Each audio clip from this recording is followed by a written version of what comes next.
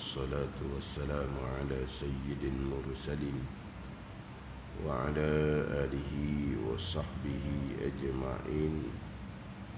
رب اشرح لي صدري ويسر لي أمري واحلل عقدة من لساني يفقه قولي. سبحانك لا علم لنا إلا ما علمتنا إنك أنت العليم الحكيم. ولا حول ولا قوة إلا بالله العلي العظيم. Kitab Minhajul Abidin, muka surat 7, baris yang ke-6 daripada bawah. Muka surat 7, baris yang ke-6 daripada bawah. Qala al-muallifu rahimahullahu ta'ala wa nafa'ana bi'ulumihi amin. Maka tak kala hasillah, yakni dapatlah baginya, bagi hamba, taubat yang sadiqah, taubat yang benar. Taubat yang sadiqah, taubat yang benar, taubat yang cukup dia punya rukun dan syarat. Dan selesailah ia seseorang daripada akabahnya, daripada akabah taubah. Dan selesailah ia seseorang daripada akabahnya, akabah taubat. Rindulah ia. Itu jawab pada tatkala. Rindulah ia, yakni nescaya rindulah ia, ya hamba, kepada mengerjakan ibadah, supaya mengambil ia, yakni supaya memulai ia hamba di dalamnya, di dalam ibadah.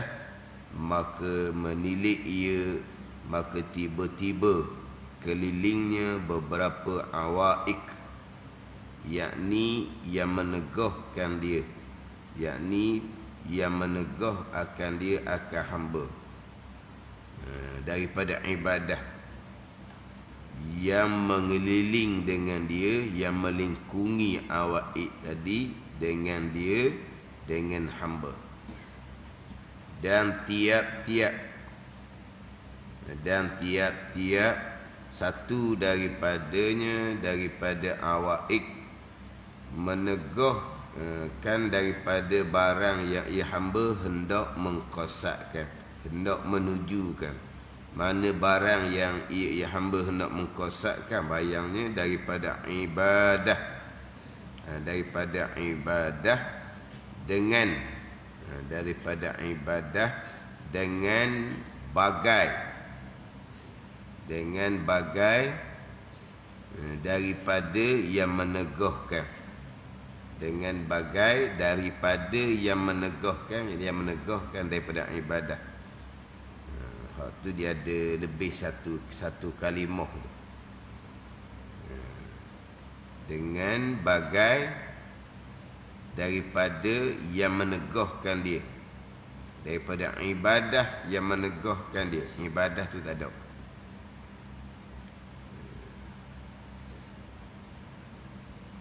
Dan tiap-tiap satu daripadanya, daripada awaik, menegahkan daripada barang yang ia hendak mengkosakkan.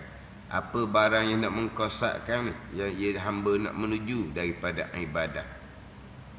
Menegahkan tu dengan, dengan tu takluk pada menegahkan.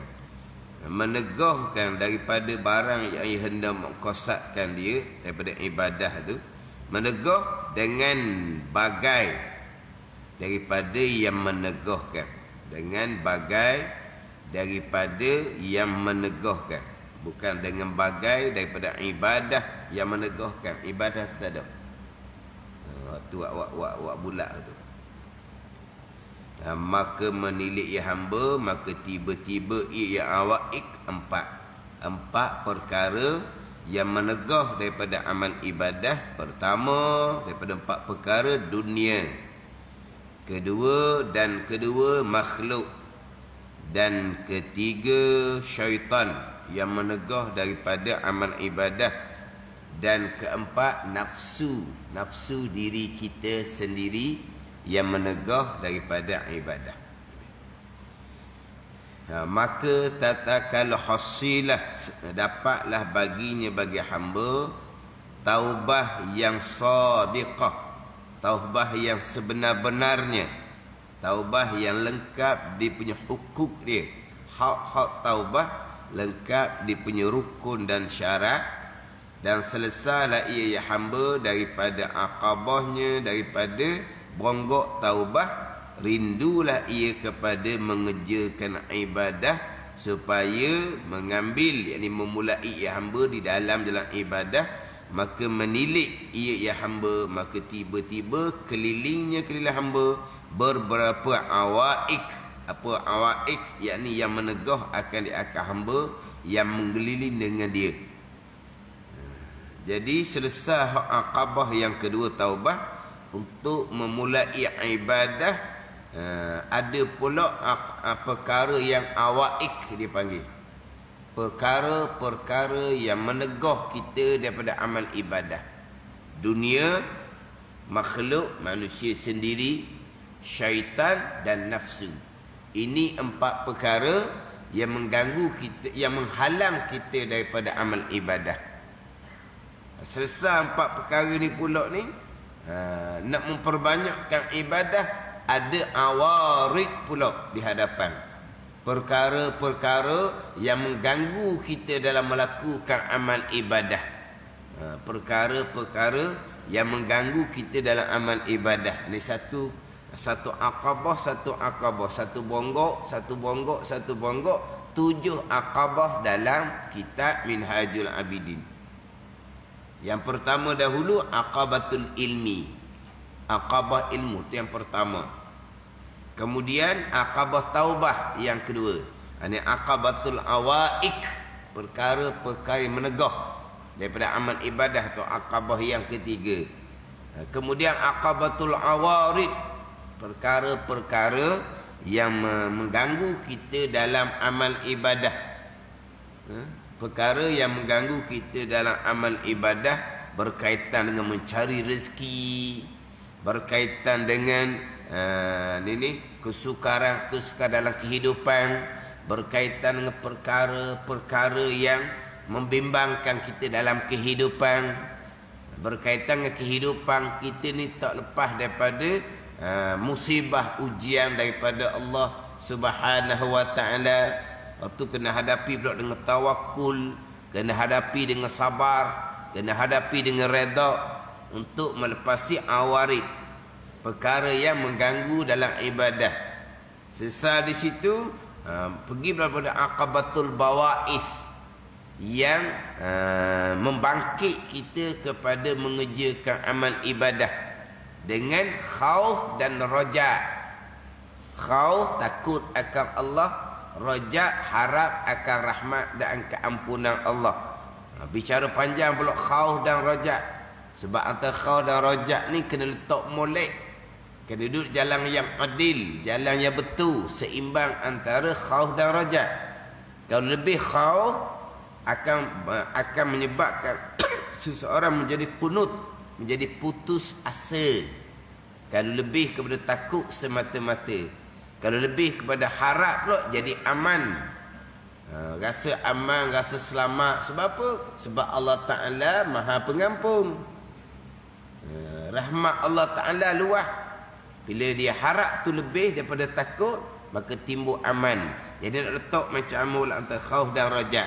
Untuk aqabah yang kelima, aqabatul bawais. Kemudian aqabatul qawadih.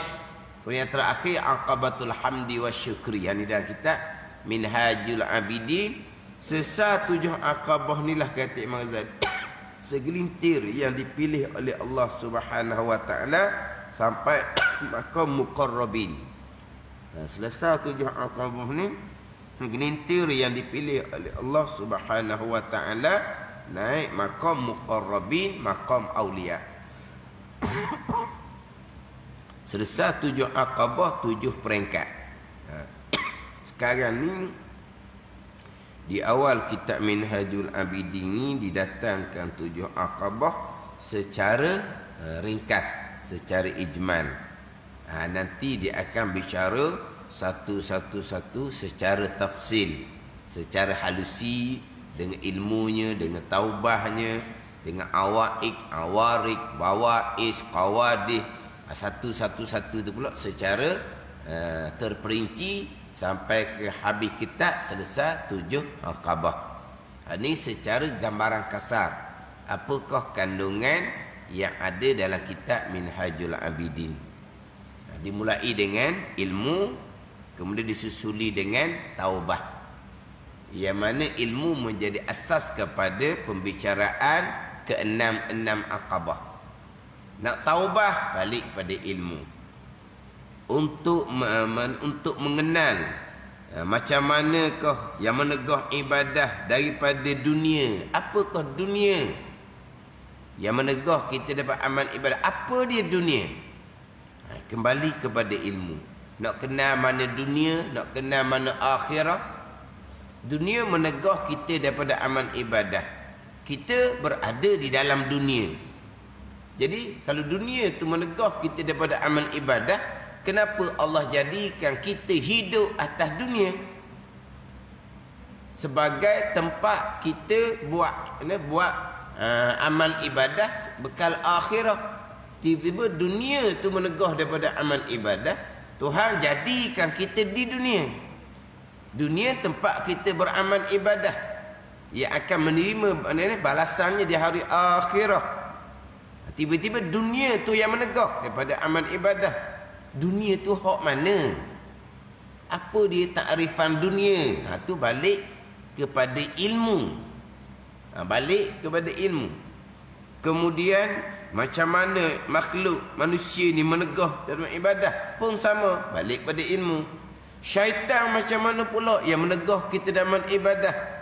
Balik pada ilmu. Sebab nanti pada bicara ini syaitan yang menegah daripada amal ibadah, Mazali mengatakan terkadang syaitan ni menipu daya anak Adam atas rupa ibadah. Ibadah macam mana tipu daripada syaitan? Balik kepada ilmu. Balik kepada ilmu. Syaitan tegah daripada mengerjakan amal ibadah. Syaitan mendorong kepada melakukan maksiat, tu jelas. Tapi Imam Ghazali mengatakan terkadang syaitan menipu daya anak Adam atas rupa ibadah. Macam mana syaitan menipu daya anak Adam atas rupa ibadah? Balik kepada ilmu.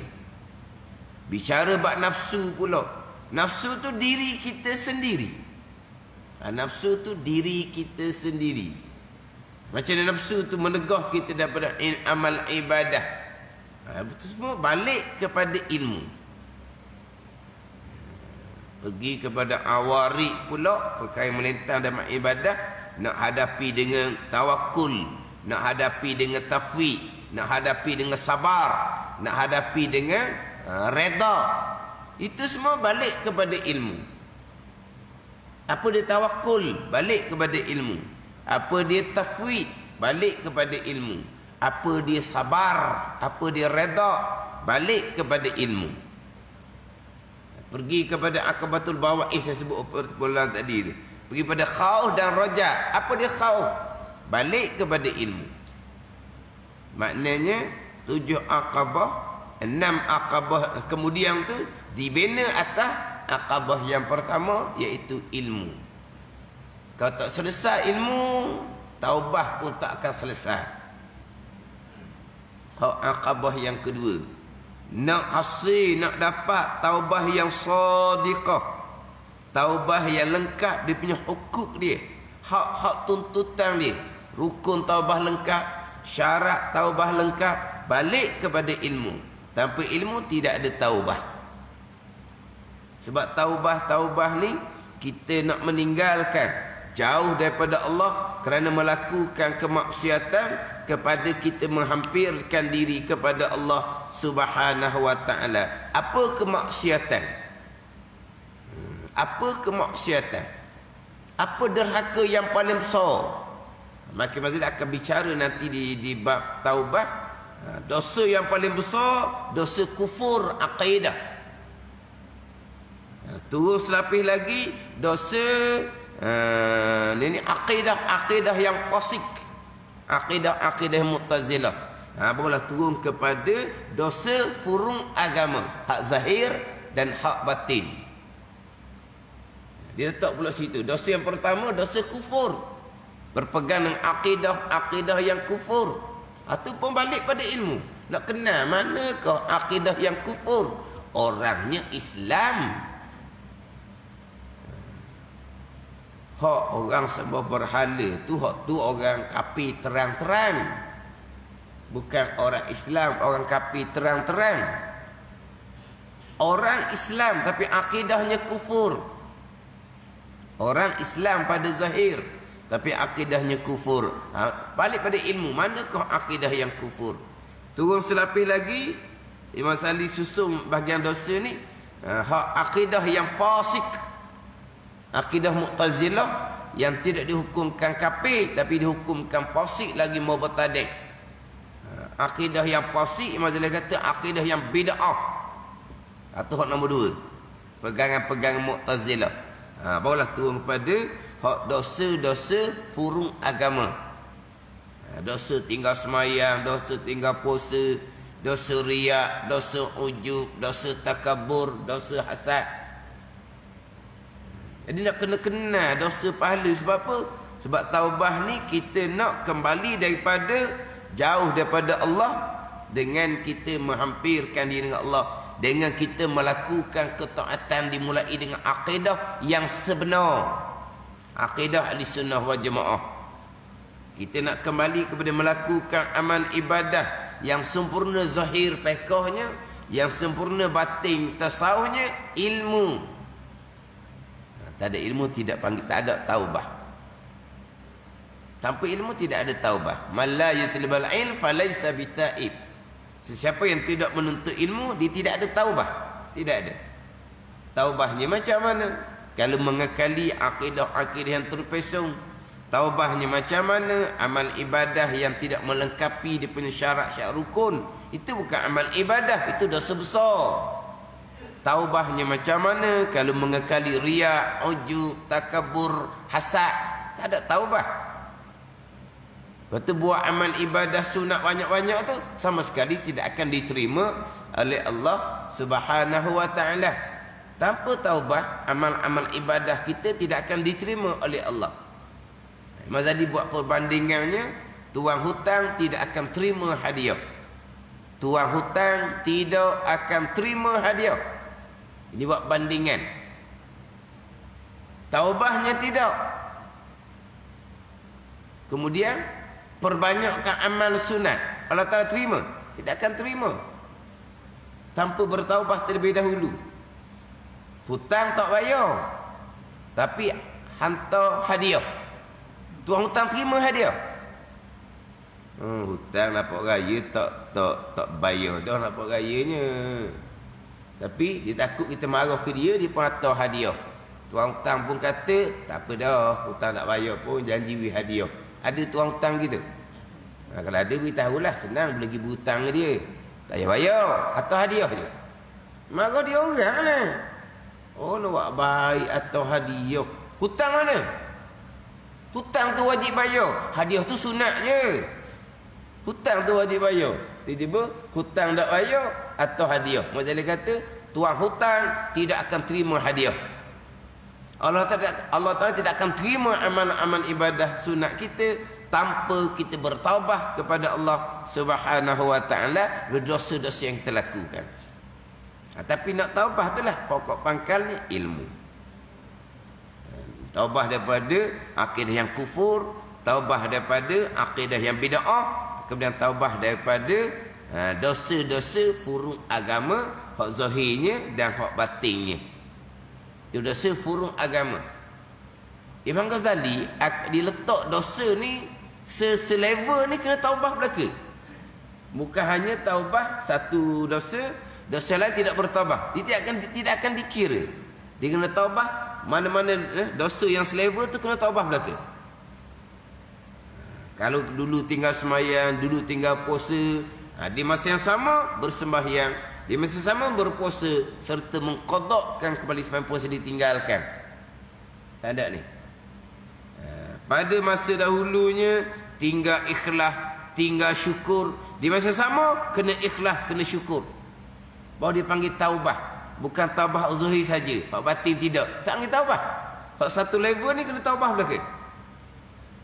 Ni hak ni dosa-dosa yang Imam Ghazali letak sebagai dosa yang selevel. Dia panggil dosa furung agama.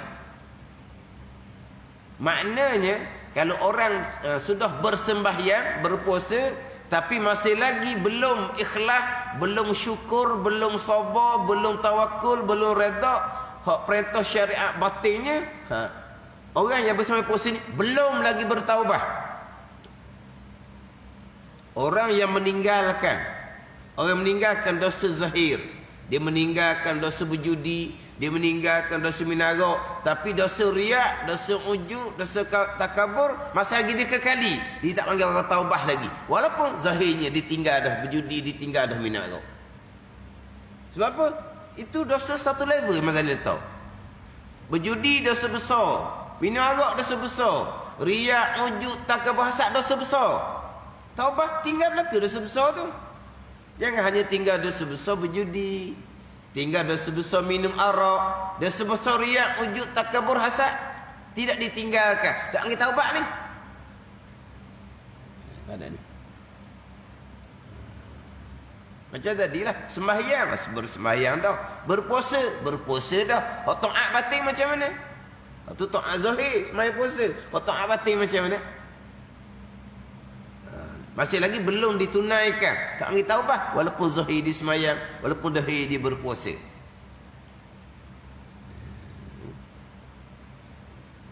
Hak ni hak daripada dosa-dosa yang besar belaka. Adapun dosa-dosa kecil kita tak lepas. Hak dosa kecilnya khilaf ulama, wajib bertaubah ataupun tidak. Sebab dosa-dosa kecil diampuni oleh Allah Subhanahu wa taala dengan amal ibadah yang kita lakukan. Bukan amal ibadah wajib saja. Amal ibadah sunat pun mengkifaratkan dosa-dosa kita. Amal ibadah wajib macam sembahyang sama telah dah mengkifaratkan dosa. Tapi hanya dosa-dosa kecil yang tidak berkait dengan anak Adam diampuni dengan amal ibadah tanpa perlu bertaubat kepada Allah. Kata setengah pandangan. Dan setengah pandangan tetap wajib bertaubat juga walaupun dosa kecil. Kalau saya sebut tadi hak dosa besar, dosa besar akidah, dosa besar zahir tinggal sembahyang, tinggal puasa, judi, minum arak. Hak dosa besar batin pula, riak, ujub, takabur, hasad. Orang ni tak lepas dengan amal ibadah. Dosa-dosa tak lepas dengan amal ibadah. Amal ibadah hanya mengampuni dosa-dosa kecil yang tidak berkait dengan Adam. Termasuk sembahyang, termasuk Jumaat dan termasuk Ramadan. Hak besar-besar belaka ni. Sebagai Nabi sabdanya, as-salawatul khamsu wa Jumaah ila Jumaah wa Ramadan ila Ramadan mukaffiratun lima bainahunna idza jatunibatil kabair. Sembahyang 5 waktu. Jumaat kepada Jumaat minggu hadapan, Ramadan kepada Ramadan tahun hadapan, mengkifaratkan dosa yang dilakukan di antara subuh dengan zuhur, antara zuhur dengan asar, akan diampuni dengan sembahyang 5 waktu. Dosa yang dilakukan antara subuh dengan zuhur, zuhur dengan asar, sembahyang 5 waktu inilah yang akan mengkifaratkan, menghapuskan dosa antara. Kemudian antara Jumaat dengan Jumaat, Jumaat inilah yang mengkifaratkan dosa seminggu antara. Ramadan tahun hadapan, Ramadan ni mengampuni dosa selama setahun. Dan kita ni kan ada ketiga-tiga kan. Semayang kita ada, Jumaat kita ada, Ramadan kita ada. Tapi Nabi kata, izazatu batil kabair, selama menjauhi dosa-dosa yang besar. Dosa-dosa besar, ijma' ulama wajib bertaubah kepada Allah. Dan sebesar ijma' ulama tidak akan diampuni walaupun dengan semayang, walaupun dengan Jumaat, walaupun dengan Ramadan.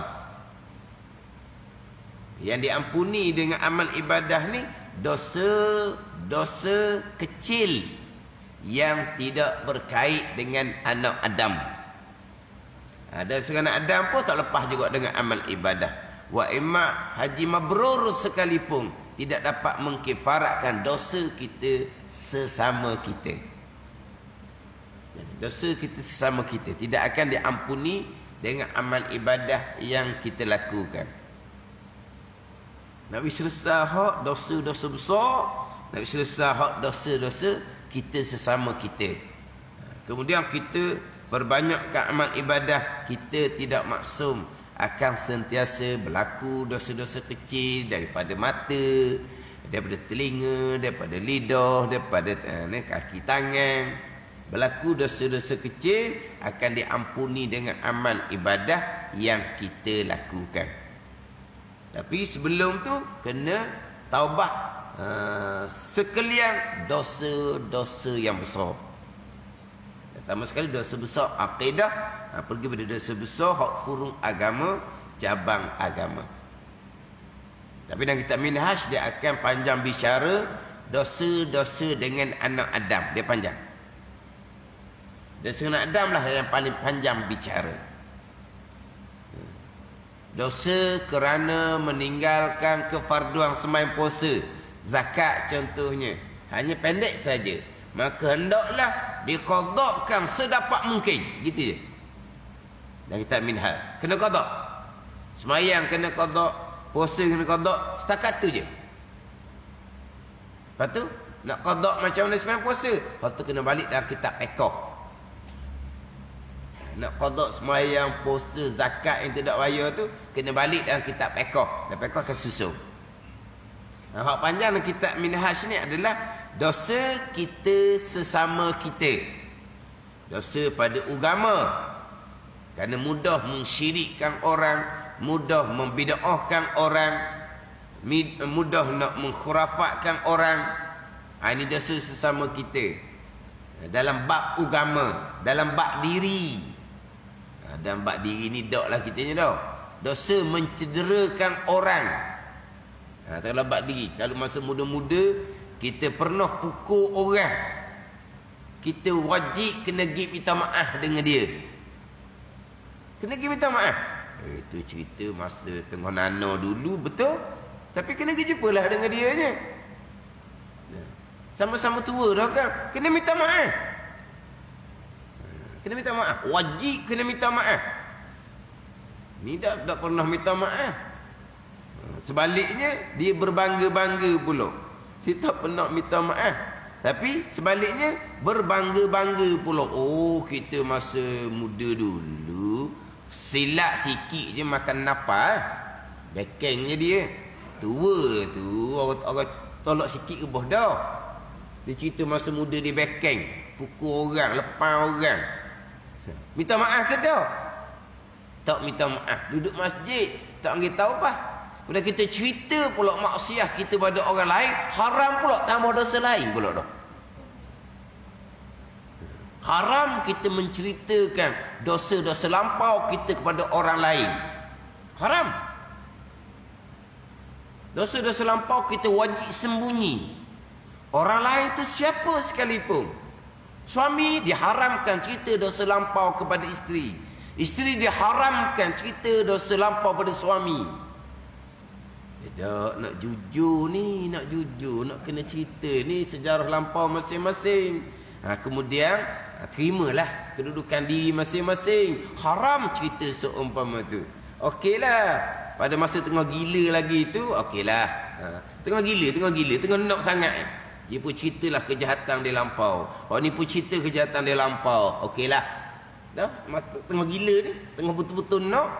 Kemudian dia akan ungkit balik oh kamu sebelum berkahwin begam-begam. Kamu yang cerita kan? Dah itu kenapa jadi terima? Masa tengah gila. Terima lagi. Tengah gila korang tu lah. Tak apalah. Itu sejarah lampau. Kita hadap ke depan. Jadilah buat perkara tu selepas daripada berkahwin contohnya. Cerita seumpama tu haram. Tak ada cerita. Wajib sembunyikan. Bukan wajib dusta di situ. Kalau tanya, pernah tak kamu buat dosa ni? Tak pernah. Wajib dusta. Kalau pernah sebenarnya.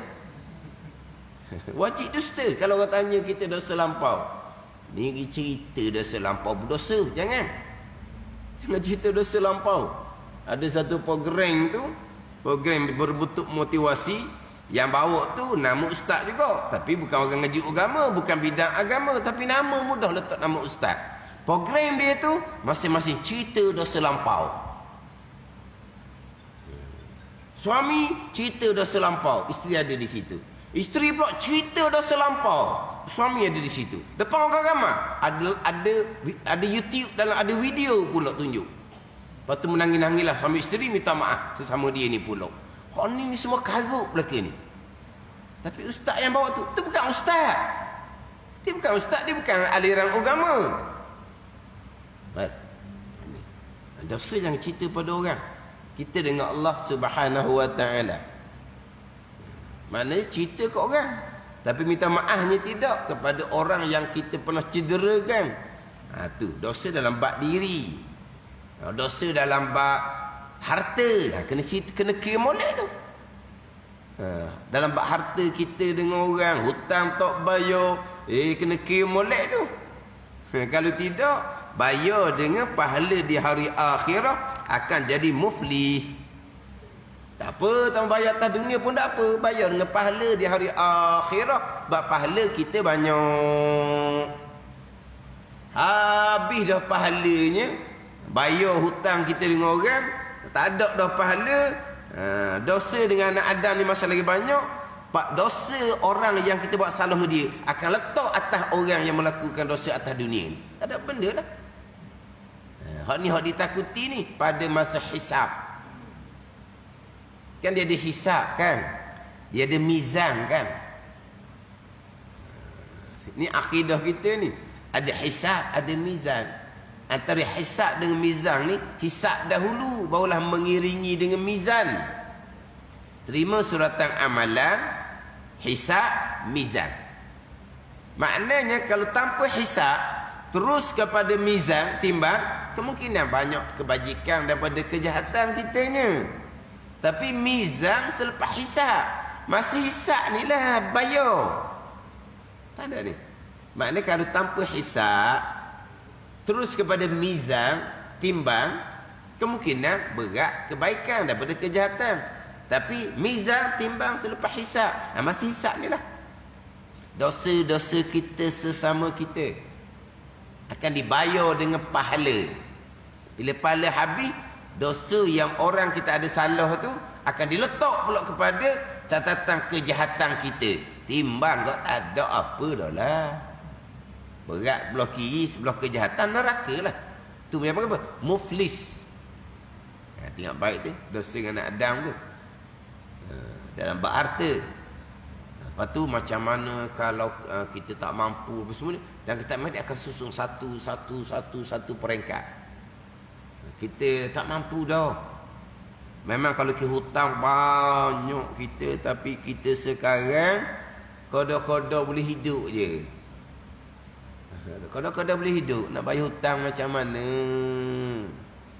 Sekarang ni pun kadang-kadang tambah hutang pula dah. Sebab apa? Sebab kesempitan. Hak hutang lama tu banyak mana tak bayar. Hak hutang baru pula ni. Hutang lama tu kita dulunya berkemampuan kita bayar, tapi kita bermewah-mewah. Kita tak selesai kewajipan bayar hutang kita dengan orang yang sudah sampai tempoh masa. Kita berkemampuan tapi kita bermewah-mewah, kita tak bayar hutang. Kita sudah berdosa di situ. Kemudian mai keisafan nak bayar hutang, tak ada benda dah. Nak macam mana pula? Hak dulu memang berdosa lah kerana zalim. Kerana tidak menyelesaikan hutang yang sampai tempoh dalam keadaan berkemampuan. Masa dululah. Tapi kemudian sekarang kita sudah nak bertaubat. Tapi kita masa sekarang ni duit tak ada dah pulaknya. Anak kita macam mana tu? Kalau selama-lama tidak berkemampuan, itu cerita lain. Dia memang hidup dia gitu dah, susah dianya. Susah dia. Maknanya selama-lama dia tak pernah pun ada kemampuan nak bayar. Tu tak salah tu, tak soling tu. Tu tak soling dia panggil. Sebab tu bukan pida, tu bukan tangguh hutang, bukan. Hak ni hak berkemampuan pada masa dahulu sampai masa yang dijanjikan.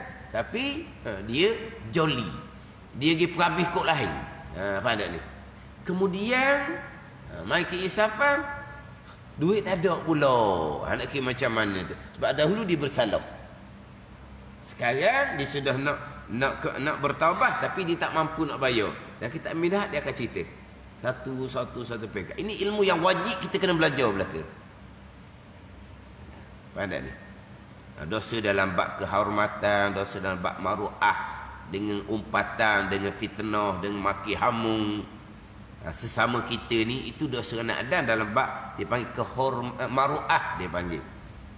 Pada ni. Ni hak walaupun terkadang kita ni belajar beramal dah, hak ni hak paling sukar. Hak dosa anak Adam dalam bab harta kita tak pernah tuh orang. Dalam bab dipanggil apa? Maruah. Mengumpat tak lepas-lepas pun lagi. Memfitnah, memaki hamung tak lepas-lepas pun lagi. Ada ni. Terutama sekali sekarang dalam FB tu. Oh, dalam FB tu boleh tengok lah. FB orang agama kadang-kadang. FB dah orang agama, dia punya komen-komen tu berbentuk maki hamung. Yahudi lah, Dajjal lah. Benda ni ulama-ulama berdiam diri lah. Dalam FB tu. Bukan sekarang kan? Masuk FB berbentuk apa? Provokasi. Berbentuk provokasi. Ambil satu gambar mana-mana tempat yang tidak jaga SOP, pasti letak. Masjid macam mana? Masjid jarak. Tempat lain tidak jaga SOP. Dia nak provokasi orang masjid ni pula. Orang pun jawab, masjid ni mufti ke, ahli ulama ke, jadi Yahudi lah ke dah, ubah hukum agama. Ni FB ustaz-ustaz juga ni, dia provokasi.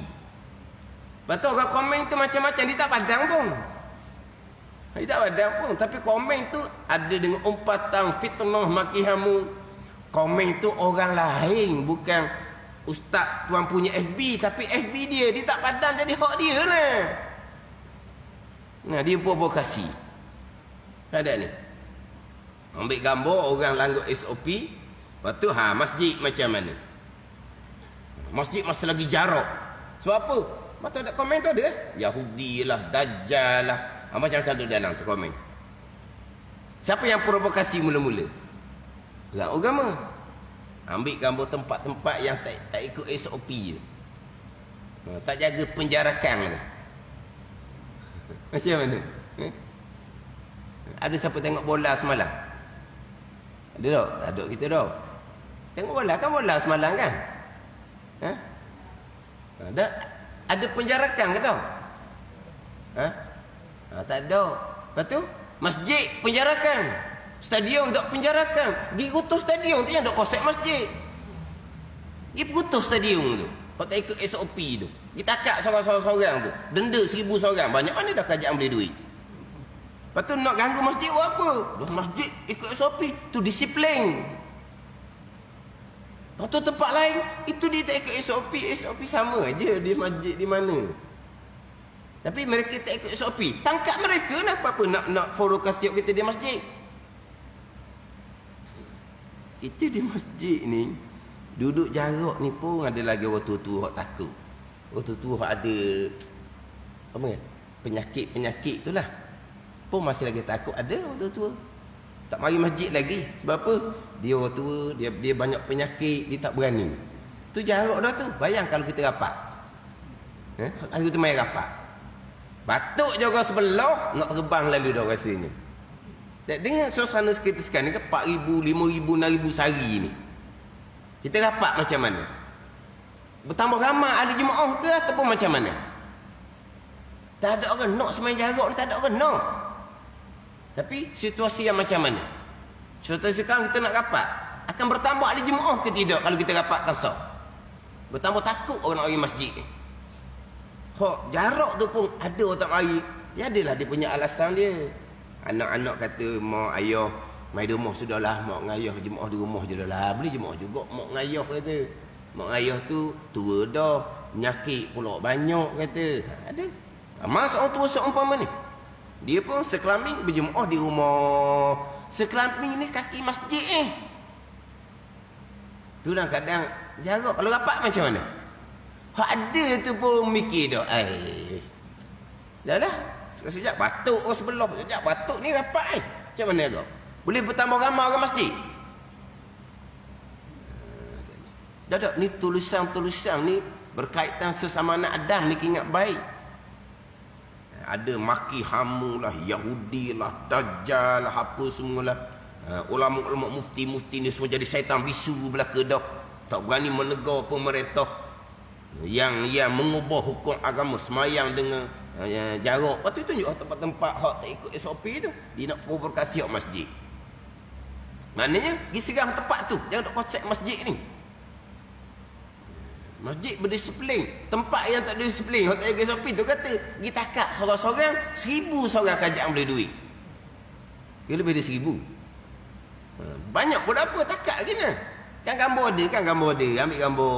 Studi dia ambil gambar. Ada muka belakang situ. Esok dia ketik seorang-seorang rumah.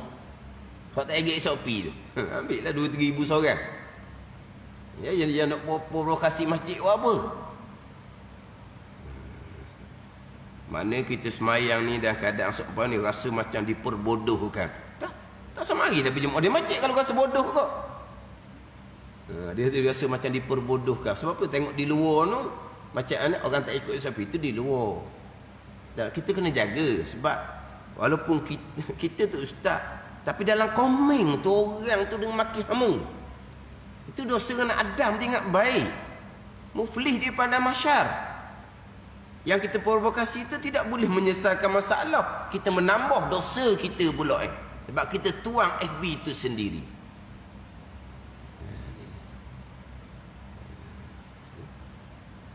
Hak ni hak dosa-dosa, hak berkait kita sesama kita. Nak kena selesai hak tu. Tapi macam mana dan tak akan ceritalah susun satu peringkat. Tapi panjang kita ambil khas kita ni, dosa sesama kita.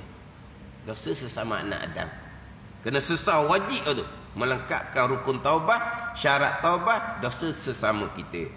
Hak dosa tinggal semayang, dosa tinggal puasa mudah. Sebab kita tak ada babik dengan orang. Kita qadaklah semayang kita.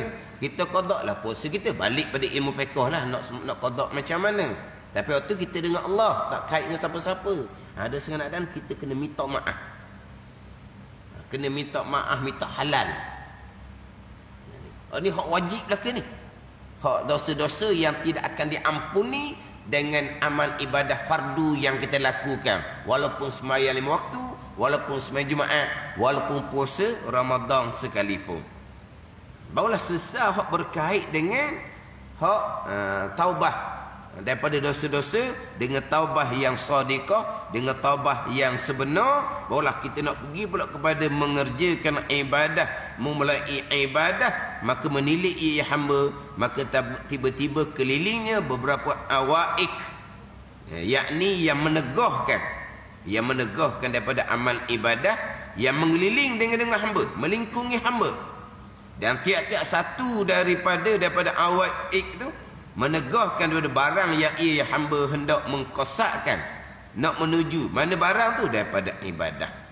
Menegahkan dengan bagai daripada perkara yang menegahkan, maka menilik ia, maka tiba-tiba ia awaik 4. Pertama, dunia yang menegah daripada amal ibadah, dan kedua, makhluk yang menegah daripada amal ibadah, Dan ketiga, syaitan yang menegah daripada amal ibadah.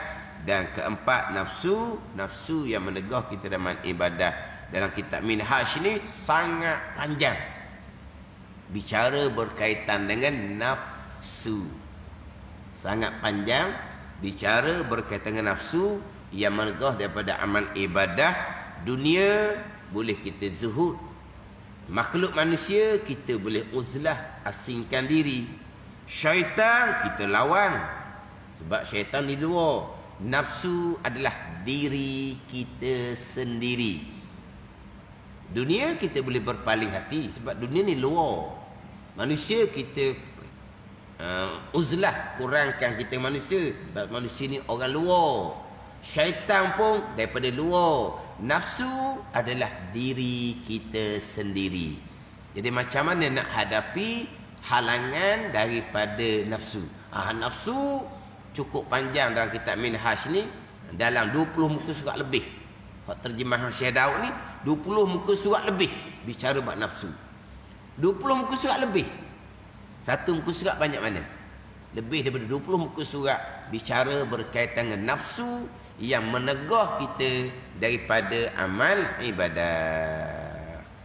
Wallahu a'lam. Bismillahirrahmanirrahim. Alhamdulillahirabbil alamin.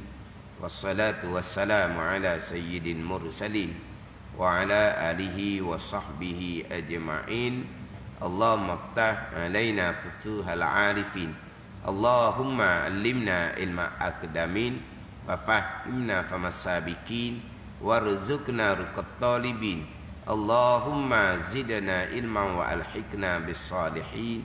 Wa sallallahu ala sayyidina Muhammadin wa ala alihi wa sahbihi wa sallam. Walhamdulillahirabbil alamin.